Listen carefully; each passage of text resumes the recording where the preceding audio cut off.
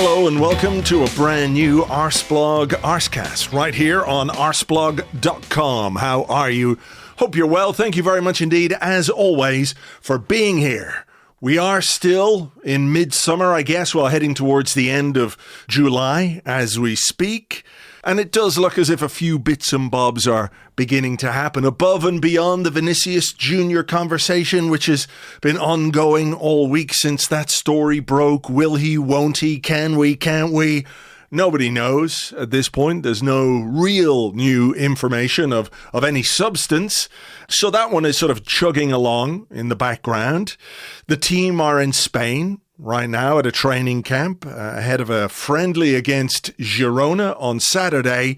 And that's before Arsenal travel to Ireland to play in Dublin next week, which is a rare thing, but it's always a treat because it means I can go and watch Arsenal and then just walk home if I want. Maybe I'll get a bus, maybe I'll get a taxi, who knows? But it will only take me a few minutes to get back home, which is, not the case obviously when I go to London and when I'm lucky enough to go and see Arsenal play in places across Europe. So that's nice. And for the first time since the end of last season, we heard from Mikel Arteta. He spoke to Arsenal.com about feeling refreshed, about coming back, ready to go for a brand new season. And crucially, he spoke about transfers. And we're at a point in the summer where people maybe are beginning to get a little bit antsy, a little bit on edge about what we haven't done yet in the transfer market. We've brought in a third choice goalkeeper and we've brought in Christos Solis, who's there to basically replace Leandro Trossard. But have we done the big things that everybody wants? Have we really improved the attack? Have we really made the squad deeper and better? No, we haven't yet. So it was always going to be really, really interesting to hear exactly what Mikel Arteta said when it came to transfers. So that is something we're going to discuss today. There's other bits and bobs happening which might be adjacent to players that we're interested in. A departure in managerial terms in the Premier League. Does it have anything to do with us and our pursuit of a certain Brazilian midfielder? So why don't we just get into it all? And with me today to do that is Lewis Ambrose. Good afternoon, Lewis. Good afternoon, Andrew. It's nice to be speaking to you again. Yes, it is. We have spoken a bit over on Patreon for our exciting new player podcast for Christos Solis, and we'll speak again over on Patreon when we make all the signings that we're definitely 100% clearly, obviously going to make, but haven't quite made yet. They're biding their time. Those plates are spinning, and then at some point, a number of plates are going to come crashing to the ground. But some will be remaining. I don't know how you... I feel like he spins the plates, and then if he drops one, or discards stops one, spinning it, then that's one that doesn't... That's a transfer that doesn't happen. What happens with the plate that is a transfer that does happen? Because it doesn't just keep spinning. No, it doesn't. It gets taken down while it's spinning. It gets put on the table, and then you put the new transfer on that plate and you feast. You tuck basically, in, you tuck into the new signing that's on the plate that's no longer spinning. The discarded crockery is sort of there. You just got to make sure you sweep it up because nobody needs to step on the china or whatever it might be, ceramic. But when you sign a Greek, maybe you do want to smash the plate in celebration. But that's only if you marry the Greek guy as well. Let's see how it goes. Maybe there was a bit of plate smashing at the Christos Solis signing. We didn't get to see that on his behind-the-scenes video, unfortunately. Well, I would like to think that during his initiation song, the other players will just stand up and throw their crockery on the ground in honour of our new signing. Yeah. Yes. Okay. Well, listen, we have heard from Mikel Arteta for the first time since the end of last season. He's been away. He's had some holidays. I saw him biking around somewhere. There was a picture on the Instagrams, whatever it was. He was biking around with Mrs. Arteta, having a jolly good time, eating the pan con tomate and the paella and all that kind of stuff. So hopefully he's back. He says he's refreshed. He's ready to go, full of motivation. But the thing we were all interested in hearing from Mikel Arteta is what he would have to say about signings and about who they want to bring in, or just to give us an idea of how he's feeling about everything. And I think when you listen to what he has to say, I'm going to play the clip here, you can't really be in any doubt as to what it is that he either wants or expects, or maybe both of those things. He expects and wants this to happen. So in an interview with Arsenal.com, he was asked about transfers. Apologies for the audio. It was a little bit weird because it was only available on the app. So I had to record the audio off my phone into the microphone, so it doesn't sound as good as it should. But this is what he had to say about transfers. From ownership to the board, the sporting director, myself, we know that we want to take this club to a different level. That's going to require a better squad, better individuals. We have identified as well, obviously, where we have opportunities to grow and to improve and to evolve our game, and what is going to be needed to achieve that. And we are on it. We are on it, but he wants a better squad and better individuals. How do you read that in particular? Because, you could discuss what exactly he means by that. Does he mean better people? Does he mean better characters? To me, it means, the read I have on it anyway, is that he wants to increase the individual quality, if that makes sense. Like the collective, as we all know, is really good because we won the title and we're champions. By the way, I passed a guy. I was just out for a walk before we started recording. An Arsenal fan walked by me on the street wearing this season's new home shirt, no, the away shirt rather, but he had a beautiful gold patch on the sleeve, and I couldn't help but admire that. So the collective, as we know, is good. Do you think he's referring to the ability of an individual to impact a game when he talks, in that way about better individuals? That's how I would interpret that. Yeah, more talent is, I guess, how I read or heard that, and how that translated in my head. What does that mean? To me, it means more talent, more players who win you games more often. Mm-hmm. And I think that's probably the thing that, fans of any football club would want. Mm-hmm. But I think when we've just come from a season where we won the league because our defence was the best in the country or the mm-hmm. world, well, the improvement, the place where you can improve is obvious, right? Like that's what he mm-hmm. said there as well, that they've identified the opportunities to grow. And I think to myself, well, it's not a centre-back. Yeah. And it's not by replacing or upgrading on Declan Rice. Mm-hmm. So it's at the other end of the pitch, right? It's mm-hmm. for years now there's been talk about Arsenal needing or wanting a new left winger and possibly a new striker or possibly someone who adds more goals from midfield. That's obviously the gap where more growth or the most amount of growth can happen is mm-hmm.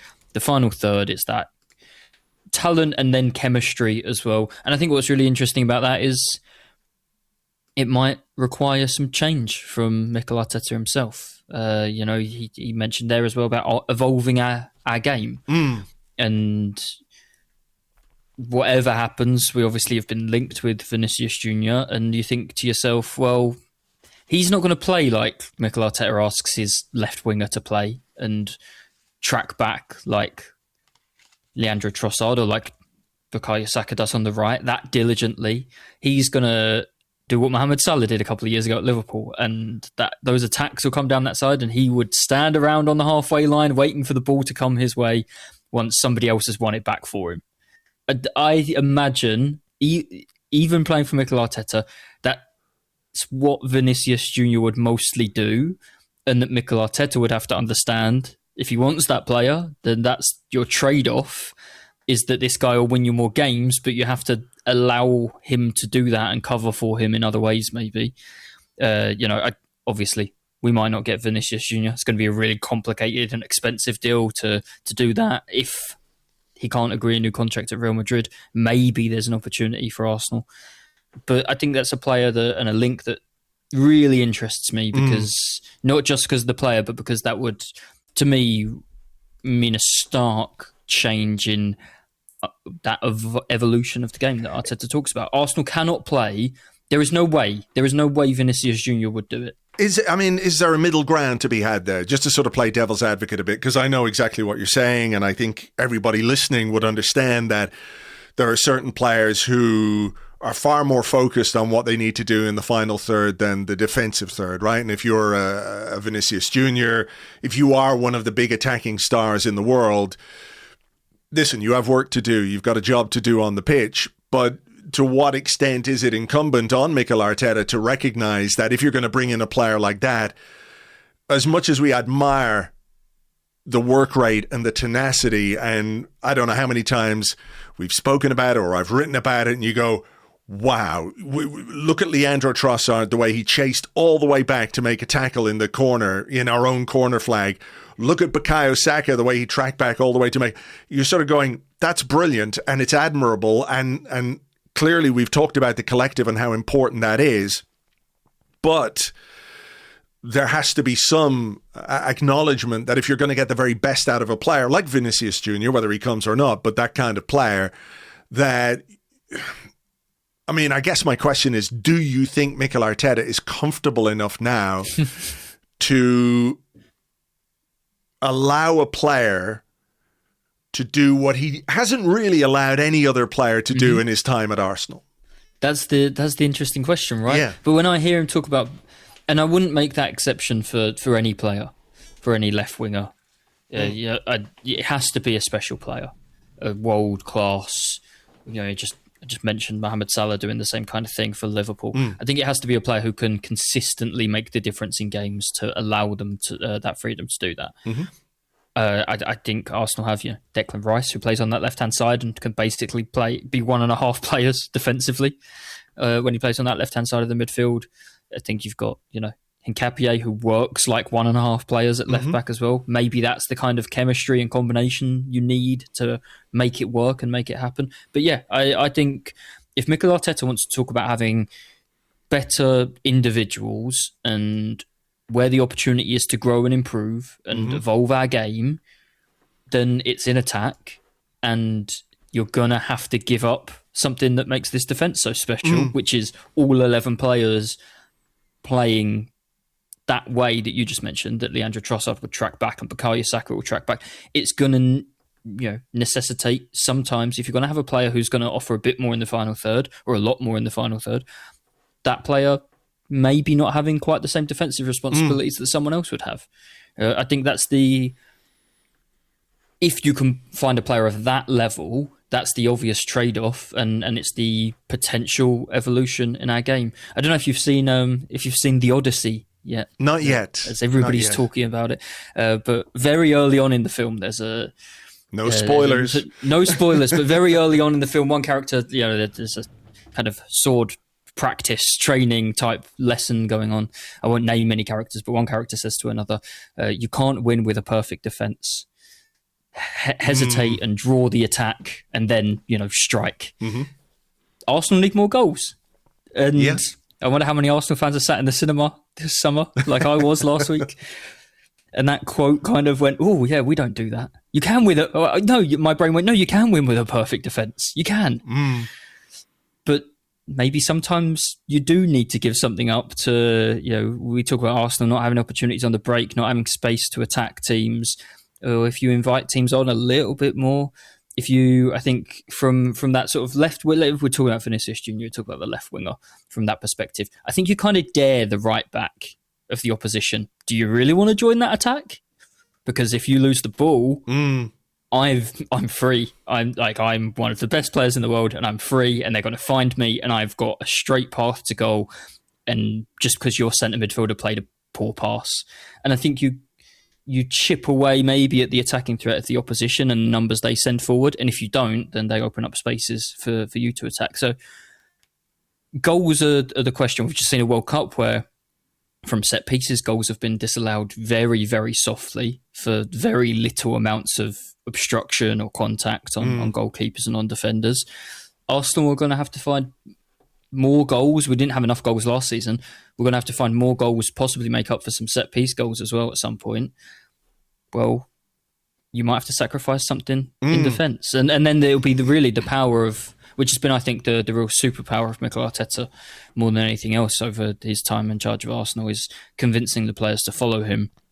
And it is very much an all-for-one and one-for-all situation. And if you let one player play by slightly different rules, that'll be a real test of his powers of persuasion. I think that one guy maybe can get away with a little bit more, but everybody else has to work that little bit harder to allow that. Is there not an argument to be made, though, that in order to keep things fresh, in order to keep things vital, right? Your team has won the title. They slugged their way to the Premier League title, and I think it was probably exhausting for everybody. As much as it was glorious and something to celebrate, I'd say it was also something that took a lot out of them. And now you're faced with the challenge of, right, can you defend your title? Can you retain the title? How do you do that? I remember, and it's an example that we've sort of talked about a bit on the blog and on the podcast before, is that when we lost to Bayern Munich 1-0 away from home in the Champions League in 2024, I think it was, first year back, the talk was that Arsenal really wanted to find that player who could make a real difference in the final third, because clubs like Bayern Munich have those players, and they had players who did it that season. Your Real Madrids, your Barcelonas, your Bayern Munichs, they have that player, they have that guy, they have that just extra bit of quality in the final third, which doesn't always win you things, but gives you a better chance of doing it, and the fact that we're here sort of 2 years later, and we're really only being linked now with that kind of player. One, I think it speaks to the scarcity of that kind of talent. Yep. Two, it speaks to how you sort of need that player to be available or to become slightly available. And in the case of Vinicius, right, it is the final 12 months of his contract. Contract talks with Real Madrid are at an impasse. They brought in other players.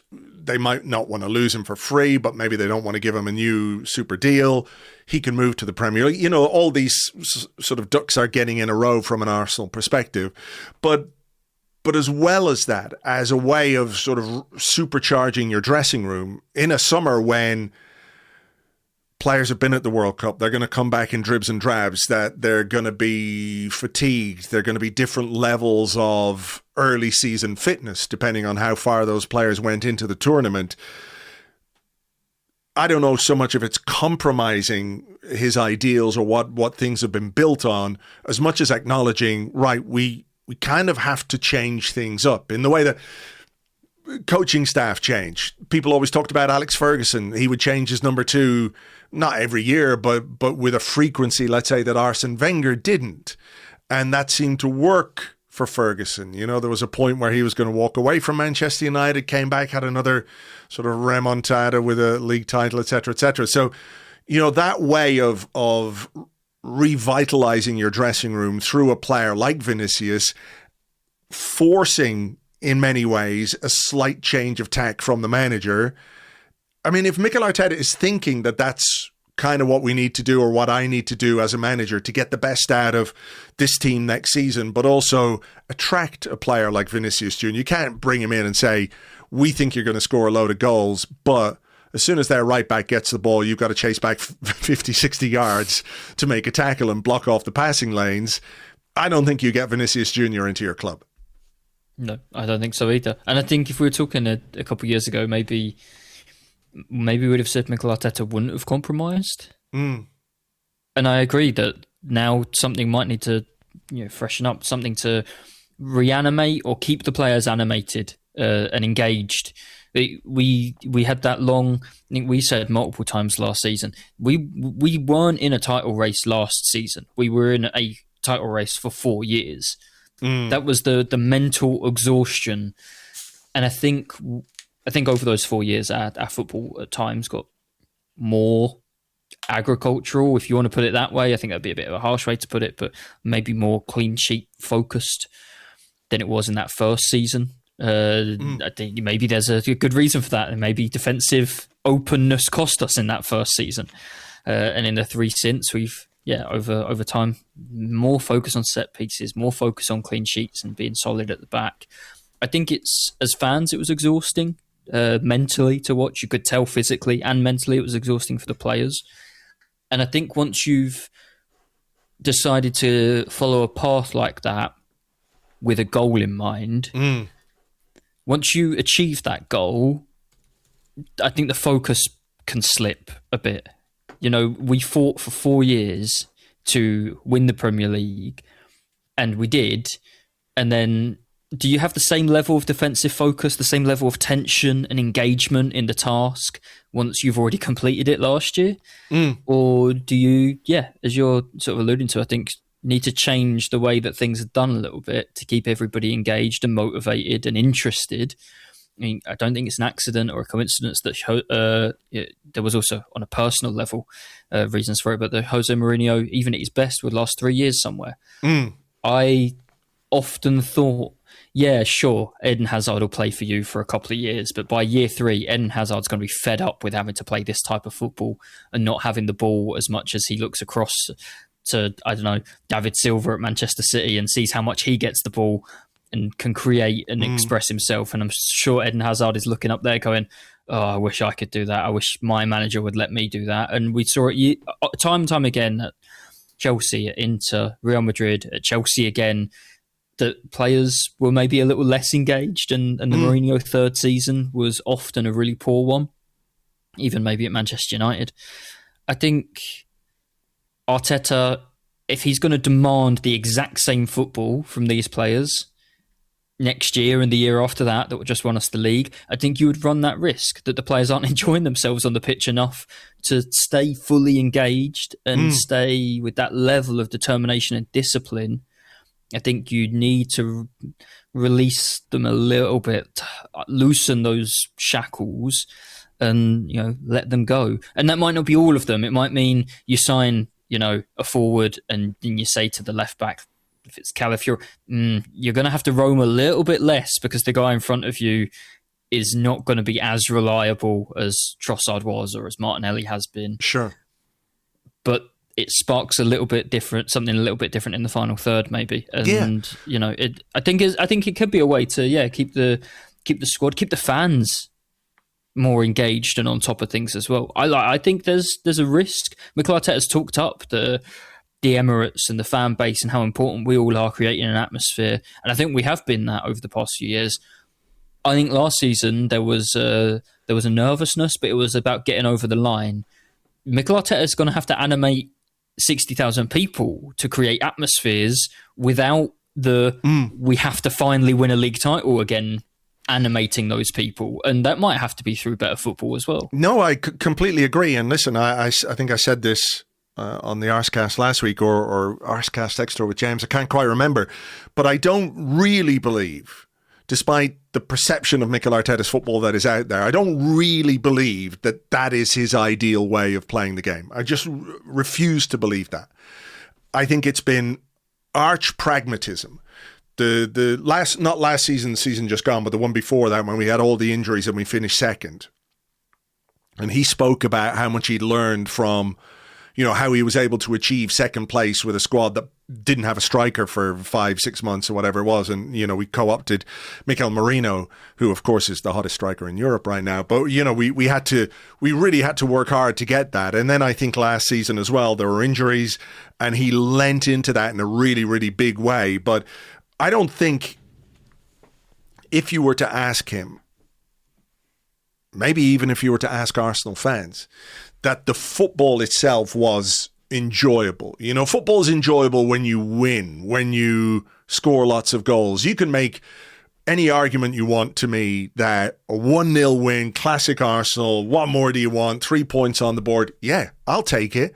But is that as enjoyable as winning 3-0 or 4-0? Like, think about that Fulham game, right? The Fulham game that happened in that period, in the 5 games, you know, it's a new Premier League, said Mikel Arteta, and there was a 1-0 win. I can't remember who it was because it's all just a blur in my head. Was it West Ham? No, the Fulham game was before West Ham. Yeah, the Fulham and then it was whoever we played, yeah. I think we won 1-0 as well. But then we had that game against Fulham, and it was 3-0 at half-time, and Gyökeres scored a couple, I think, and Saka scored one, and Saka assisted for Gyökeres, and it was like, this, give me more of this, you know? And I do think that he has recognised that you can't go through another season of grind. You just cannot do it. Like, mentally, physically, emotionally, It's not possible to do that. It was a means to a brilliant end last season. So that's why I have to say, I think when the sort of news emerged that we are interested in somebody like Vinicius Junior, however likely you think that is right now, listening to this podcast, and it's a Thursday afternoon, and who knows what news might emerge by the time you've listened to this, we don't know. But however likely you think it is, for me, it's like, okay, good, because it is tacit acknowledgement that in order to, as you say, keep everyone engaged, players, staff, fans, it's got to be different. It's got to be different next season. And you know, we go back to that first title challenging season when nobody expected much from Arsenal. And we brought in Jesus and we brought in Zinchenko and we started inverting the left back and everyone was going, what the fuck is going on? And then we had this like beautiful start to the season and we were playing lovely football. William Saliba's curling them in from the edge of the box and it's like, what is going? This is fucking great, right? I know it's not sustainable because teams understand how you play and they adjust as fans, and adapt. We then have different expectations, right, compared to back then. So of course, it's all different. But I do think that he is telling us that he knows it can't be the same. That you've got to evolve. You have to keep evolving and keep evolving in a positive way to give yourself the best chance of success. Yeah, I think you can, by the way, with specifically a player like Vinicius, I think you can have one. I think you can have one who doesn't fit into the team like that. I don't think Real Madrid are going to win the Champions League with him and Mbappe, and I think we've seen that over the last couple of years because it's two.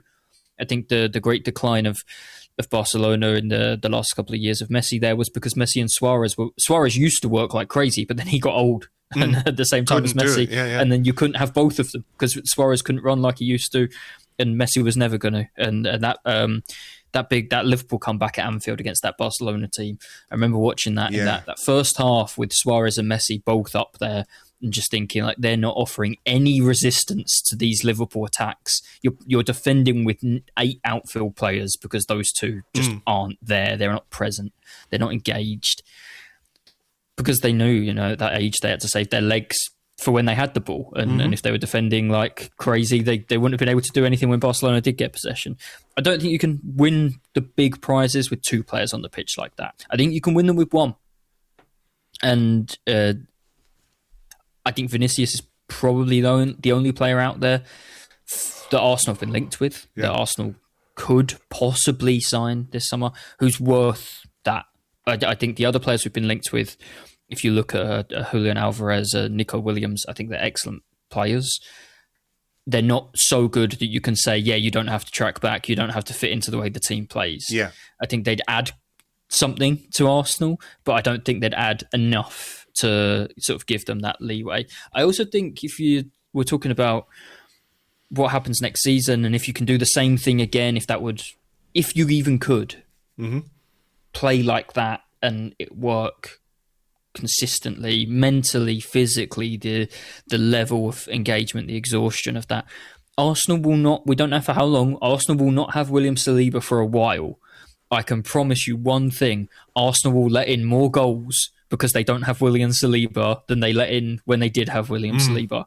If Arsenal are going to concede more goals in the first, 3, 4, 5, 6 months of next season without William Saliba, they're going to have to, and that's, Ben White could stay fit, and Jurian Timber could stay fit, and Mosquera could play brilliantly. You cannot replace Saliba with Mosquera. Mosquera, I think, is really, really talented. There's a really good future ahead of him. Did really well last season, but he is just obviously not as good as William Saliba. So we will let more goals in. We will keep fewer clean sheets. Those goals have to come at the other end of the pitch to win you as many games as you were winning last season. Yeah. And I think, I wonder if that comes into the thinking a little bit, that without Saliba, something's going to have to be done at the other end of the pitch to make up for where we won't be quite as good defensively because one of the best defenders in the world is missing for a little while. Do you see any kind of connection between Vinicius' interest and Arsenal maybe needing to play a little differently and interest in Bruno Guimaraes?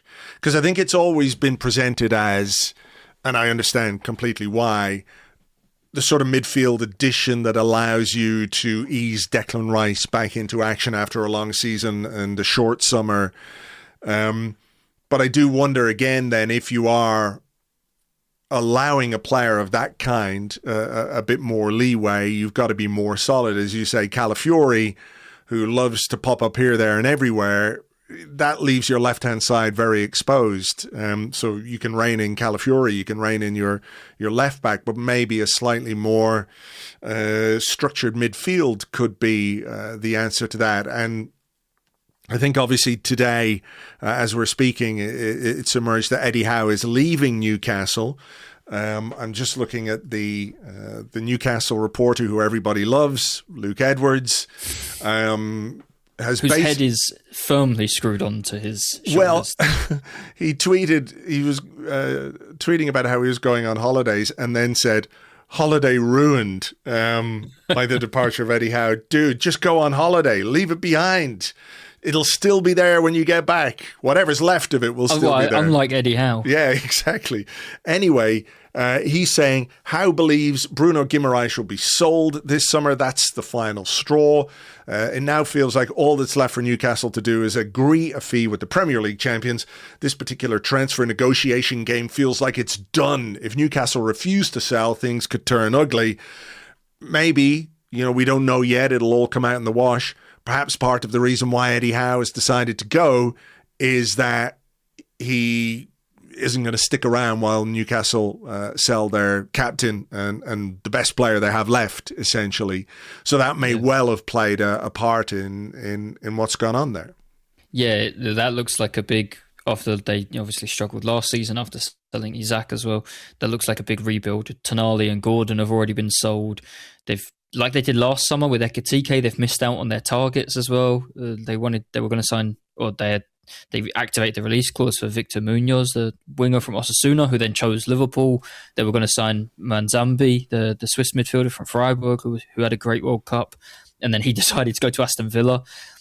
And you can imagine that something like Bruno Guimaraes, who I think this week returned to training, or is due to return to training. He's due to return tomorrow, Friday, right. I believe. I think I saw. And you can imagine how if Eddie Howe was sort of looked for assurances that, okay, but you're not going to sell him as well, right? And then not received the concrete assurances that he might have wanted, then that would be kind of a final straw situation. And Eddie Howe, I think they had a bad year last year, obviously, but over the development of Newcastle over the last 5 years or so since he took over has been really impressive. And basically to be told possibly that he's going to have to rebuild the entire team again, has a manager got the energy and motivation to do that from scratch, having already done it?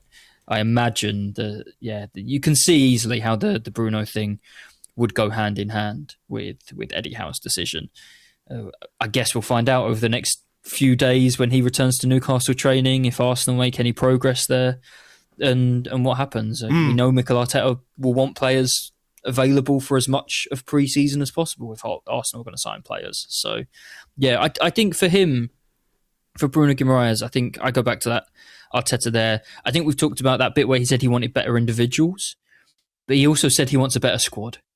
And after the sort of efforts of last season and the season before and then the summer, I think Arsenal realistically need to plan to be able to play without missing Declan Rice sorely for a stint of 10 games this season. I think that might be at some point necessary, or that he doesn't for a few months play twice a week at least. And I don't think there are many players out there that allow you to do that, but I do think Bruno Guimaraes could be one of them. And I imagine, not just talent, but also energy, tenacity, and experience too. He's not a young player coming in and asked to fill the boots of Declan Rice, but a player who's, as you said, captain, best player at Newcastle. Is a little bit of a different situation to signing a younger player or a Christian Norgard, older player, and asking them to sort of fill in and do a bit of a job, or putting that level of responsibility on the shoulders of Miles Lewis-Skelly as well. So I think this is... I do think there's an element of Arsenal needing a bit more I don't know, creativity and off the cuff kind of play. Bruno Guimaraes has really good movement in the box as well. He arrives late, he gets on the end of things. I don't know how many goals in the end, but he scored a fair few goals for Newcastle over the last couple of seasons. I think there's that is part of it. Arsenal need more goals, but I think more than anything, you've got a player there who could play with or instead of Declan Rice, and I think Arsenal are going to need the latter for a number of games next season. I know you do too. From talking to you, from what you wrote over the course of the summer, I find it absolutely impossible to imagine Declan Rice starting 50 games again next season. And look, Declan Rice physically proves us all wrong over and over again, because you think, Jesus, he looks absolutely finished, and then 3 days later he comes out and runs 12 kilometres and does the same thing all over again. But the more Arsenal ask of him, because he'll never say no, I feel that we run the risk of losing Declan Rice for an extended period at some point, because he just will not stop, and he'll just run and run and run until his body collapses. And to protect us from that scenario, you need to be able to play without him. And for that, you need a high-quality midfield player who can come in and play instead of him. Well, that's it. I mean, listen, with all due respect to Christian Norgard, and I know they're not like for like, but, he's not the guy who can take the burden off for Declan Rice, a player like Declan Rice, whereas Bruno Guimaraes could. I mean, I think as well, while we're talking about this and we're talking about changing dynamics and changing, the sort of, I don't know if mood is the right word, but, you're bringing in somebody who is, I would say, I'm trying to put this politely because we've got history with Bruno Guimaraes, but certainly more combative on the pitch than most Arsenal players, which isn't to say we're shrinking violets, but there's an edge to him. And some people don't like it, and I understand why. And I certainly have had moments when I felt he's gone too far on the pitch, and not just in our games, by the way. I've seen him leave a foot in here and there in ways that, I don't know, that's a bit naughty. But I do wonder if maybe that's another aspect of why our interest in him is as I guess, as far down the line as it is. Another thing I would add to that is his age, because I think you look at his age, he turns 29 in November, and you think, that's a short-term signing. That's a guy to give you a good couple of years, and then you're not really sure what the couple of years after that might look like. They might still be at the same level, but they might start to drop off. We've seen that before. I think we talked about the keeping the squad reanimated or reanimating them, keeping them engaged, eyes on the prize, bringing in an established top-level Premier League midfielder who hasn't ever won anything, and not a guy who's 22 who has 10 years to win stuff, but as the champions, signing a guy who will be desperate to crown his career with a few big trophies is, I think, from that psychological, mental thing, keeping everyone on their toes. There are going to be points next season, go back to the Invincibles. And I remember hearing Thierry Henry and Patrick Vieira talk about, getting over the line, not the league title, they won the league title, but getting over the line to end the season unbeaten. I think it was Vieira talking about, there was a day in training where we all kind of looked at each other, having already won the league, and we all sort of thought, what are we here for? Because we've worked for all this time to win the league, and now we have won the league. And obviously we all know now how big of an achievement it was to go unbeaten. And at the time, we were all desperate to go unbeaten. But I can understand how the players thought, we've worked this hard to win the league, and now we have won the league. And and you could see in those games, 2-3 games after we had clinched the title in 2004, that the foot did come off the gas. It wasn't hard to tell. Yeah. And these players, you could forgive these Arsenal players having a similar feeling at moments next season. We've done it though. We have it, not consciously, but it is a thing deep down. This drive last season came from the fact that they hadn't won the Premier League, and now they have. And maybe you need to inject into the dressing room somebody who is still chasing that feeling for the first time. And that would be the case for Bruno Guimaraes. In the case of Vinicius Junior, for example, you can add not just a high-quality player, but a player who then arrives with a lot to prove, having not received the contract possibly that they wanted at Real Madrid, not received the Ballon d'Or that they thought they deserved for so long. And then you join the biggest league in the world, and you're going to have everybody saying that you failed at Real Madrid and that you were kicked out unceremoniously. And then I think it's different energies and motivations. We talk about the squad sometimes, but each individual has their own personality and motivation and life. And I think sort of implanting a 28-year-old midfielder who hasn't really won anything in his career into this squad might, when the months get hard and the legs get heavy and it's cold, when December comes around and January, they might need a kick from someone who is so driven to finally win something when they've already won it, to kick them all up the backside a little bit. Yeah, interesting.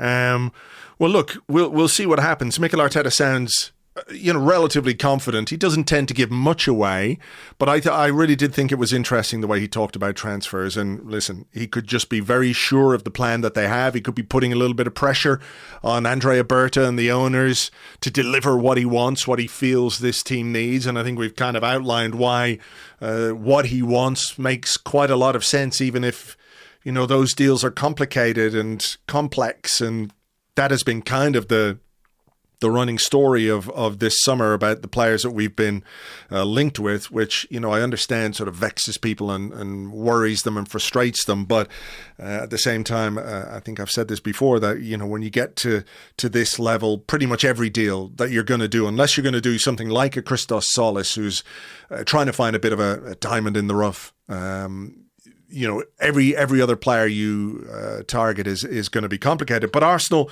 do have a game this weekend. They're playing in Spain. They're training in Spain at the moment. Jurriën Timber left the training camp. I think I saw a story that he's gone back now. I'm not 100% sure. That's a little bit of a worry. And the right side of defence is an area in which we've had discussions about who's going to arrive. But here we are after a summer, after a World Cup. There's been a slight lull, like a week, 10 days, whatever it is. And then from Saturday, it's well and truly into pre-season. I don't know how much we're going to learn from a game against Girona on Saturday. But it will be interesting to see what kind of team he puts out and who over the course of pre-season emerges as somebody who might stake a claim via these pre-season games to greater involvement, at least in the very early part of the season, when we're probably going to need those players to come in. The likes of Odegaard not back yet. Ethan Nwaneri scored a goal in the game they played against MK Dons at the weekend. So there is an opportunity there for certain players to put themselves front and centre into the mind of the manager. Yeah, you mentioned there the right back. We don't know how fit Ben White's going to be to start the season. Congratulations to you. 5 years of Ben White today, by the way. Is it? Oh, yeah. Happy anniversary, Ben White. Yeah. We don't know how fit he's going to be. It doesn't seem like Jurriën Timber's going to be fit for the start of the season. So that's a big question mark. I think that area of the pitch without Saliba as well, which means the option to play Mosquera at right back is probably gone because he'll be playing at centre back. So we'll see. We'll see what happens there. These games, I think, often I feel like pre-season rolls around and I'm not quite ready for it. But we're the champions and I can't wait actually to watch Arsenal again and just sit down Saturday evening, and watch whatever lineup is out there. I think it's always nice when there's a new signing who's already joined and available, and so I can't wait to watch Ilham Meslier in goal. And nicely done. Obviously Christos Solis. It could be really exciting. Solis, an area you mentioned, Max Daumann, obviously we'll all expect to get some significant minutes over the next few weeks. Madueke and Saka had long World Cups, so Daumann could be in line to sort of win that place for the very start of the season. The Community Shield is only 2 weeks away. And Bloody hell. I think Havertz and Hincapié are back, I think, but I don't know if they're back early enough, probably not to play this one. They're training. I don't know if they'll play in this one. Gyökeres back as well. I saw that. Right, yeah. So those players who sort of exited that first knockout round of the World Cup, I guess, are all there now, but I don't know if they'll have arrived early enough to be ready to play this. But yeah, you've got a few players who we'd expect not to be at Arsenal a few weeks from now. Reece Nelson and Fabio Vieira could get some minutes, and then it's always interesting to see some of the younger players too. I think Kader O'Neill scored against MK Dons the other day. We've seen Andre Harriman Onus for the first team last season. Ismail Kabia got a few minutes, I think, for the first team last season. So I'm sure those players, Marley Salmon in defence as well, especially where they're light in defence. I'm sure he'll expect to get a few minutes, and it'll be interesting. I think there's always the first couple of games of pre-season. If they go well for a player like one of those, you start looking at it and thinking, oh, do they maybe not go on loan and you keep them around for the League Cup and see if they can force themselves into some minutes next season? I think a couple of years ago, none of us were talking about Lewis Skelly as a serious option for the first team. And likewise, Dowman and Marley Salmon last year. I don't think any of us... Dowman's an exception, but I think Salmon, no one really expected him to necessarily get first team minutes last season, this time a year ago. So, yeah, there might be someone who forces their way into Mikel Arteta's thinking, especially as we're short of a couple of players as the season approaches. Yeah, Gabriel and Gabriel Martinelli are back. I've just seen that reported there in training with the team in Spain. Gabriel Martinelli, congratulations to him. He got married during the summer, so they're back. But obviously, I think probably this weekend is a little bit too soon for them. So it will be a slightly mix and match team. I was going to ask you something, but I've completely forgotten what it was. It was about a player you mentioned, and my mind has gone blank. Distracted by the news of Gabriel Martinelli. God, what was it? Distracted by his very white suit that I saw. Yes, inspired by the Liverpool FA Cup. Was that 1996 when they all wore the Spice Boys? Yeah, they all wore those. I remember what it was. Fabio Vieira, you mentioned, and there is talk of Arsenal holding out for a relatively substantial sum from Hamburg, who like the player, want the player, but are they capable of paying what Arsenal want? I think it's around 17 million euros, something like that. Is that too much for Hamburg? Are Arsenal going to have to compromise here? I think you can count on one hand the number of Bundesliga clubs who have ever paid that much money for a single player. So it's very hard to imagine. It's very hard for me to imagine Hamburg, who have. Last season was their first season back in the top flight after I think a 6-year absence, maybe. And yeah, they in their time in the second flight, obviously were making a lot less money than they were previously as a big Bundesliga club. I struggle, as I say, to imagine. I mean, I'm just looking at Transfermarkt now. Yeah, the last time they spent more than 6 million euros on a player, you have to go back to when they would have been in the top flight before. So they've obviously come up last season. Their record arrival is Filip Kostic, and that was in the 16-17 season, followed by they signed Rafael van der Vaart from Tottenham for 13 million euros. The record arrival is 14 million euros. So that Filip Kostic one, by the way, I just had a quick look there, and I knew that was the record. So that was 10 years ago, and that's the last time they spent more than 6 million on an individual player. Wow. So the idea that they're going to cough up 18 million euros suddenly... Inflation. The market's different. Get with the program, Hamburg. Come on.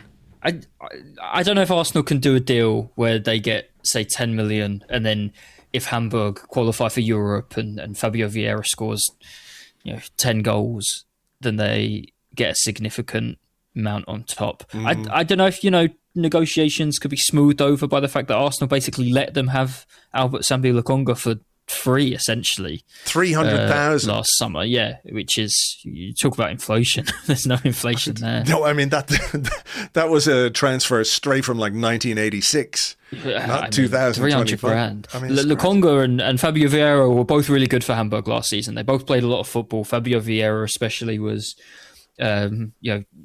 impressed in the Bundesliga. Got a couple of red cards, but other than that, he had a good season, goals, assists. Hamburg stayed up pretty comfortably in the end, and he was a regular player. So I think you'd expect them to definitely be very keen on keeping him.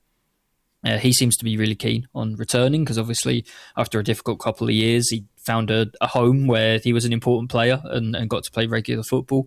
Whether or not we can make it work for the fees that Arsenal are looking for, I would be very, very surprised if Hamburg broke their transfer record to sign him. Well, we'll see. There are players, like you said, Vieira, Reece Nelson, Gabriel Jesus, another one. Tim wrote about him, and we'll have to wait and see. I mean, again, he's somebody who ideally you'd probably want to sell, but you could make a case that in the first few weeks of the season, he might be a useful guy to have around because of his ability to play in the wide positions. Until such time as we get this Vinicius thing done and dusted and Saka's back and Madueke's back, it's a lot to ask of Max Dowman, for example, to play, whatever about playing a home game against Coventry. And I'm not taking anything for granted there. You've got Villa away, you've got Chelsea at home. There's some difficult fixtures in those first weeks of the season. So we'll see what they do. In terms of outgoings. Do you have any concerns that if we have half of the Brazilian squad that they will all be playing all their international fixtures on the other side of the planet? I mean, there's always concerns, but it's not like they're flying Ryanair, That's true. They probably have a bit more legroom. They will be once we find the amount of money that it's going to need to pay Vinicius Junior. Yeah, hopefully one of those Ryanair planes with a window. That would be a nice. A window, yeah. Yeah, just one window. Everybody else. Yeah, we're cutting back windows. Do you want a window seat? And do you want a window? Pay extra for the window. Before we go, I did want to talk about the big story of the week, which is separate from Arsenal, and that is what's going on with FIFA, what's going on with Gianni Infantino, basically trying or suggesting that they're going to sell or set up another company which will sell the commercial rights to the World Cup, Women's World Cup, Club World Cup to private investors. And the response has been, from people who love the game, has been one of outrage because this is something that FIFA have foisted upon the world. Apparently the FIFA Council, who make all the decisions, were not even involved in the development of this idea. It's going to go to an investment company founded by the brother of Jared Kushner, who is the son-in-law of Donald Trump. So those connections that people already have some concerns about between Infantino and Trump, all that kind of stuff are going on. Then we had the report, which I have here. Yeah, Infantino tells countries to sign up for the new World Cup sell-off in 53 days, and they all get 40 million each. Or if they reject it, they only get 10 million, which is, by any other way of putting it, a fucking shakedown. It seems to me we're at something of a tipping point here with Infantino in terms of what he believes he can do with the game of football, and that if this isn't stopped, then I don't know where it ends. We could talk about maybe how that stopped, but your thoughts first on this idea that FIFA, a non-profit organization, by the way, whose last World Cup this summer is expected to generate $15 billion in revenue. $15 billion. Just think about that as a number and, do the mental exercises there. Is somehow trying to convince the world that they need to sell off even more, ostensibly to reinvest it in the game, but I think we all know a fucking grift when we see it. It will never be enough. It will never be enough money. What isn't for sale? What isn't untouchable? and Gianni Infantino's decided, obviously, that football is his to own and to sell and to control. It's his to present trophies, to touch trophies, which we see constantly. That pisses me off, by the way. The World Cup, there was always this unwritten rule that only if you won the World Cup could you touch the World Cup. Now it just gets passed around and celebrities are touching and it. He's in every fucking picture I saw. He just sort of sidles in with the players who want to get their pictures. They've earned the World Cup, and there's this fucking baldy ghoul standing there beside them. I mean, technology's great these days. You can Photoshop that cunt out of it. But, he shouldn't be there in the first place. Yeah, there's no way that this isn't being... that this money is all just cleanly going through and it's not landing in Infantino's pockets, I'm sure. The idea that all this money would be going through, as you say, a non-profit organisation and that Infantino wouldn't be profiting from it seems kind of unlikely to me.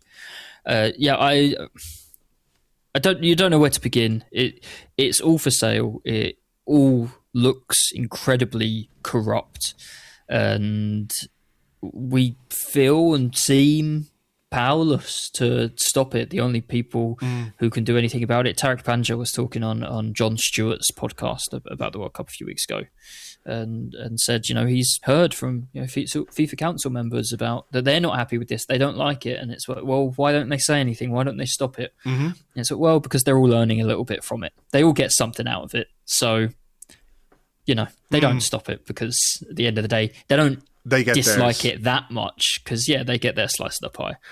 I would hope. I mean, it says something when we're all leaning on UEFA to be the good guys. The only leverage that you feel like there is that anybody has to put a stop to all of this somehow, eventually, is that the World Cup will be worth so much less without the European teams, the European clubs as well, for like the Club World Cup. They are the biggest, the richest clubs in the world. If everybody associated with UEFA refused to take part in World Cup qualifiers, I think if you would only need UEFA to convince Brazil and or Argentina to join them in a boycott, and the rest of the world would follow. A World Cup without Brazil, Argentina, and UEFA is no World Cup. Without UEFA is already there, but you've still got the prestige of Brazil and Argentina, the history of those two nations footballistically speaking. I think if you convince Brazil and or Argentina to join you, then the World Cup and FIFA collapses because there is no power left. You can't declare yourself to be world football without the biggest countries, the most successful footballing countries in the world. And all I can imagine is that we need somehow that to happen. God knows what that looks like long term. Then what, UEFA becomes FIFA, and then we're all relying on UEFA to do it in a more ethical way than FIFA have done it. And so I don't know, but the shark has been jumped. The game and the organisation, the people at the top of it, have very much eaten themselves. There is, and it's very Trumpian. There is. These sorts of corruption maybe used to happen, but people would try to hide it, and now they just do it, and then they're accused of doing it, and they go, yeah, we're doing it, and then everything just continues. What are you going to do about it? This is the thing. I think the Balogun situation, the Flo Balogun situation, crossed the line. We crossed the Rubicon there, and rather than sort of let the dust settle, Infantino came out with this mad, paranoid rant on Instagram about how anybody who was critical of any aspect of the World Cup was sowing hate. And actually, what it was people who love the game, who recognize that football, listen, like everything else in this world, it has been corrupted. But there still has to be a better way. Like, what do you do? Just say, well, okay, it is what it is now. You just do what you want with it. I don't think that's right. I don't think it's any one man's decision or right to do whatever he wants with the game, because ultimately it impacts the game. It impacts the game for us as fans, as viewers. It impacts the game for players. Halftime breaks, halftime shows, they have a material impact on the sport. and the sport is, has existed in that form for many years because it is special and because it connects with us. And I know what you're saying about UEFA. It's not to say UEFA are the paragons of virtue or anything like that, but they appear to be the only ones with the power to do anything about this. And you talk about, a World Cup without the UEFA clubs, is that self-serving? What about the great stories from this World Cup, like Cape Verde and those things, right? But that's not the fault of UEFA if they take a stand on this. It's the fault of Gianni Infantino and FIFA and the people at FIFA who don't like this, but who won't speak out and who don't speak out and remain deathly silent about what's going on. All of the things that have been going on, not just this fucking sell-off, but all the things that happened in this World Cup. There wasn't a single voice from anybody at FIFA in opposition to any of it. So that's complicity, right? Yeah. If you're there, so it would be wrong, let's say, if Europe and if they did convince Brazil or Argentina to come on board and say, listen, enough is enough. You can't do this. We won't allow this to happen. It won't be the fault of UEFA or European clubs or nations. It will be because he has gone too far, and like a kind of mad king, he needs to be stopped. And the only way to do it is by an organization with the power of UEFA to say, fuck it, no, that's not it. And that forces change in some way. And like you say, whatever happens after that, I don't know. But it really feels to me like if he gets away with doing this, then there's no stopping him. And no stopping the damage that he is doing to football. And it's already been going on, right? Yeah. Qatar hosting the World Cup, the 2034 World Cup will be in Saudi Arabia. It goes to whoever gives Gianni Infantino the most. That's where the World Cup is hosted now. Mm-hmm. Whoever Gianni Infantino thinks it will benefit him to host the World Cup ends up hosting the World Cup. And it will be the same with the Club World Cup too, which has now forced so many teams to basically compete in because the money that they're offering is so high that none of the clubs say no. I think that, this one individual has decided essentially that football belongs to him and that he can use it, privatize it to earn as much money as possible for himself. Well, for FIFA. But listen, we've got to be clear on that the money will go to the associations and it will be reinvested, et cetera, et cetera. But, we're not dumb. The big nest gets feathered. That's all I will say, right? Mm-hmm. That's obvious, surely. Yep. Yeah. And like you say, that it's that complicity. All of those at FIFA who don't stand up to him, don't say anything publicly, just allow him to get away with deciding whatever he wants to decide for football under the guise of it being for the good of football, even though nobody else, just this one man alone has decided he knows what's good for football and no one else gets a say or seems to get much of a say. The entire African bloc, like the federations in Africa, they all vote the same way on everything. You can't tell me that every single federation within an entire continent agrees on every single issue that FIFA votes on, but they all vote the exact same way on every single issue. That is weird. That's odd. That doesn't make any sense. Well, it makes sense if you but follow it to its logical conclusion. Because they're not voting purely in the interests of their federations. And as we say, the enemy of my enemy is my friend, I guess, when it comes to UEFA. I don't know what the world would look like if UEFA boycotted FIFA and sort of, I guess, broke away from FIFA and created their own rival to FIFA. I do think football on a global scale, on a global level, wouldn't succeed. Selling rights to a FIFA World Cup wouldn't succeed without the involvement of the European nations. So many of the biggest countries and players in the world come from and play for European teams. I don't think a World Cup could work or would work without Europe, without France and Germany and Italy and Brazil and Spain and England taking part. Italy obviously have been boycotting the World Cup for years already. I just think Bella Ciao. It's the only path to a world where FIFA don't continue is through UEFA standing up to them. So we'll see what happens. A friend suggested to me the other day, wouldn't it be great if, when the Nations League does that, like they get to like the semi-finals after the Nations League finished, that they should just invite Brazil and Argentina to take part in the semi-finals. They should make it a quarter-final and invite Brazil and Argentina, and maybe invite Ghana and Egypt or Senegal as well, and just let them play the quarterfinals and turn it into quarterfinals and turn all of those that big semi-final, that Nations League that we all watch, turn that into a de facto World Cup knockout stage, which I think would be very, very funny if they could pull off something like that, just to piss people at FIFA off as much as possible. Well, I guess we'll see if UEFA have got the balls to stand up and oppose this properly, the way it should be opposed. The next few weeks will be interesting. Okay, we had better leave it there. Lewis, as ever, great to talk to you, and we will catch up soon. Thank you.